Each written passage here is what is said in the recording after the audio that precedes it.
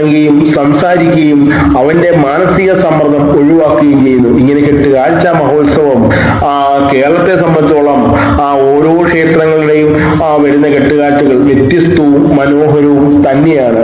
ഈ കാഴ്ചകൾ പകർത്തുമ്പോൾ ഓരോ ക്ഷേത്രസന്നിധിയിലും വരുന്ന കെട്ടുകാഴ്ചയുടെ മനോഹര ഭാവങ്ങൾ തീർത്ഥാടന ടൂറിസത്തിൽ പകർത്തുവാൻ പറ്റുന്നത് എന്നെ സംബന്ധിച്ചിടത്തോളം ഒരു പുണ്യമായും ഞാൻ കരുതുന്നു. പലപ്പോഴും അത്ഭുതങ്ങളുടെ ലോകമായി എനിക്ക് പലപ്പോഴും തോന്നിയിട്ടുണ്ട്.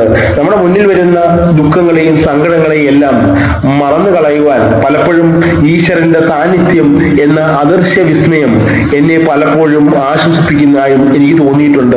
ഓരോ ക്ഷേത്ര സന്നിധി ചെല്ലുമ്പോഴും അത് മഹനീയമായി മനോഹരമായി പകർത്തുവാൻ കിട്ടുന്ന നിമിഷങ്ങൾ അത് ഈശ്വരന്റെ അത്ഭുതകരമായ തരംഗ വിസ്മയമായി ഒരു ഭക്തൻ എന്ന രീതിയിലോ ഒരു ചിത്രീകരിക്കുന്ന ഒരു വ്യക്തി എന്ന രീതിയിലോ അല്ലെ കൾച്ചറൽ ടൂറിസത്തിൽ അല്ലെ തീർത്ഥാടന ടൂറിസത്തിൽ